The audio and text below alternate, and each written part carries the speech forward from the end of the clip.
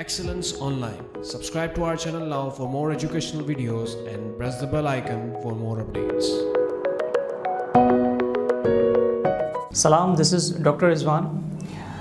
इस video lecture में students हम बात करेंगे मोल के बारे में, एवोगैड्रोस नंबर के बारे में, इनका फार्मूला, इनकी डेफिनेशन और किस तरह से न्यूमेरिकल पूछे जाते हैं। न्यूमेरिकल्स के लिए मैं अलग एक वीडियो बनाऊंगा, उसमें आपको न्यूमेरिकल्स भी सॉल्व करके बताऊंगा कि मोल और एवोगैड्रोस नंबर को किस तरह से जो है इसके न्यूमेरिकल्स आते हैं और फाइंड आउट किए जाते हैं। ठीक है, तो अब हम बात करते हैं मोल की। मोल क्या है? बेसिकली डेफिनेशन स्क्रीन पे मेंशन है।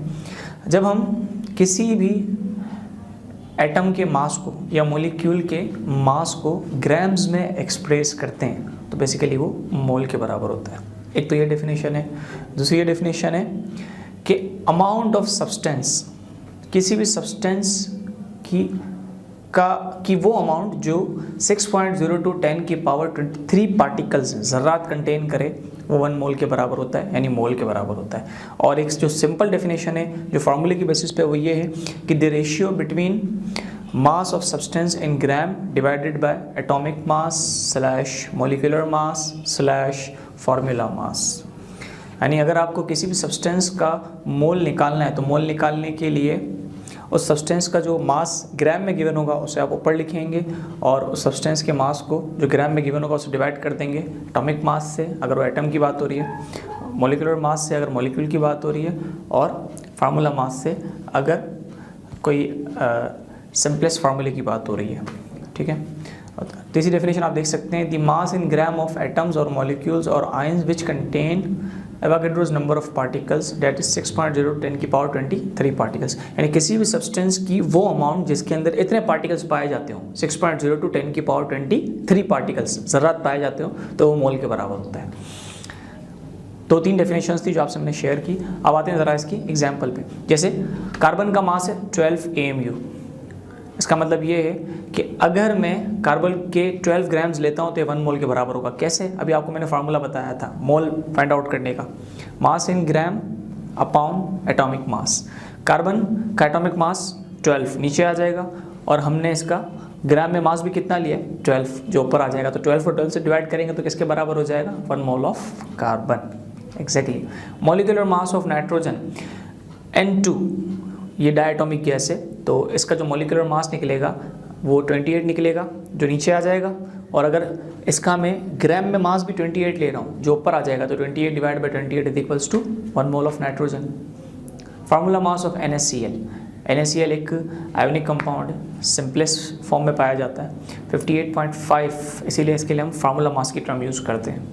तो तमाम सब्सटेंसेस जो सिंपलेस्ट फॉर्म में पाए जाते हैं, जो सिंपलेस्ट रेशियो में पाए जाते हैं, यानी एम्पिरिकल फार्मूले से रिप्रेजेंट होते हैं, उनके लिए उनका जो मास हम कैलकुलेट करते हैं तो उसके लिए हम फार्मूला मास की टर्म यूज़ करते हैं। अच्छा, NaCl का जो मास निकल रहा है वो 58.5 AMU है। अच्छा, ये तो फार्मूला मास है NaCl का। अगर मास इन ग्राम भी इसका इतना ही है 58.5, तो 58.5 mass in gram divide by formula mass भी 58.5 is equals to 1 mole. Mole is denoted by N। Formula जो आपको मैंने बताया था जहन में होना चाहिए। अगर किसी भी सब्सटेंस के आपको मोल मालूम करने, फार्मूला क्या है? Mass of substance in gram divided by molecular mass और एटॉमिक मास और फार्मूला मास। यानी जो ग्राम में मास गिवन होगा सब्सटेंस का उसे आप ऊपर लिखेंगे और डिवाइड कर देंगे। अगर एटम है तो एटॉमिक मास, मॉलिक्यूल है तो मॉलिक्यूलर मास, और अगर सिंपलेस्ट रेशियो में दिया हुआ है आयोनिक सब्सटेंस है तो फार्मूला मास। अच्छा, अब हम आते हैं एवोगैड्रोस नंबर की तरफ। एवोगैड्रो बेसिकली एक केमिस्ट का नाम है जिसने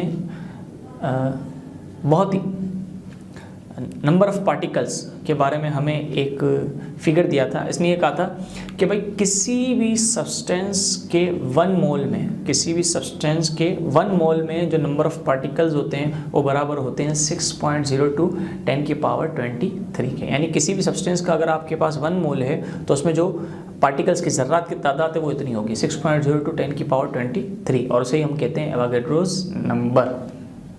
1 mole of any substance contain equal number of particles. अब पार्टिकल्स एटम्स भी हो सकते हैं, मॉलिक्यूल्स भी हो सकते हैं और आयंस भी हो सकते हैं। Value of this number is 6.0 to 10 की पावर 23। किसी भी सब्सटेंस के 1 मोल में इतने पार्टिकल्स पाए जाते हैं और इन पार्टिकल्स को हम कहते हैं Avogadro's number. This constant value number is refers to as Avogadro's number, जिसे हम शॉर्ट में रिप्रेजेंट करते हैं Na से।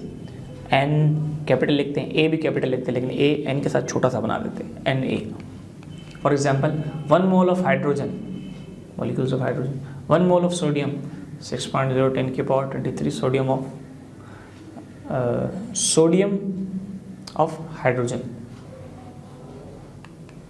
1 मोल ऑफ कैल्शियम। यहाँ पर 1 मोल ऑफ सोडियम जो है, इसके आगे 6.010 की पावर 23 आइंस ऑफ सोडियम है। यहाँ पर मिस प्रिंटिंग है तो आइंस ऑफ सोडियम है।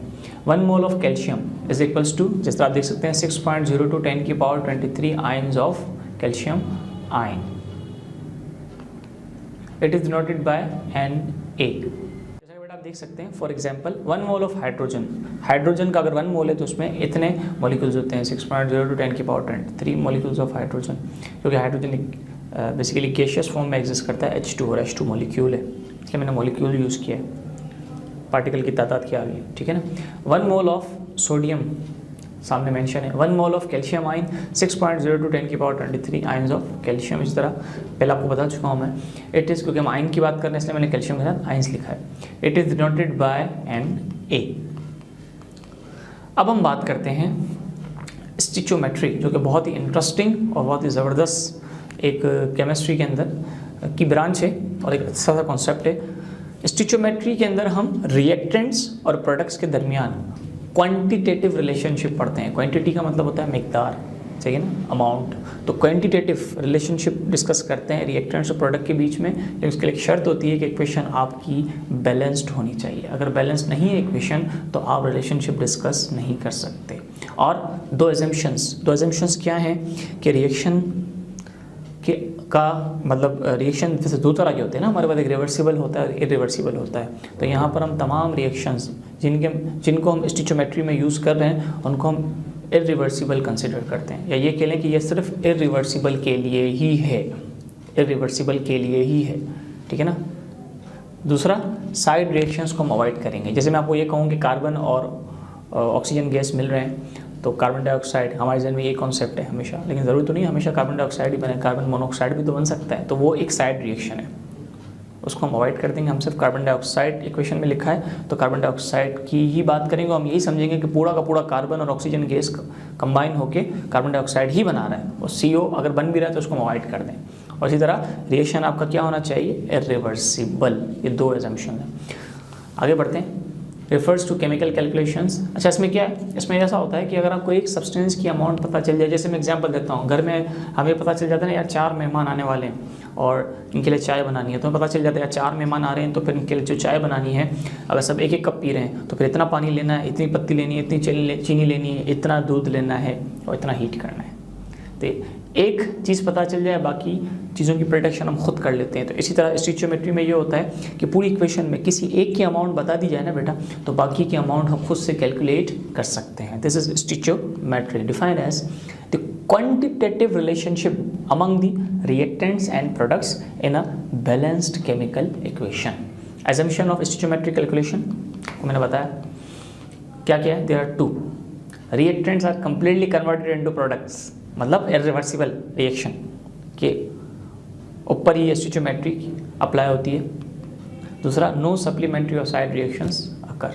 रिएक्शन के अंदर साइड रिएक्शंस को अवॉइड करना है और रिएक्शन आपका क्या होना चाहिए, इरिवर्सिबल होना चाहिए, रिएक्टेंट मुकम्मल तौर पर प्रोडक्ट में कन्वर्ट हो जाए। Suppose we want to calculate the mass of carbon dioxide formed when a given mass of carbon burns in air.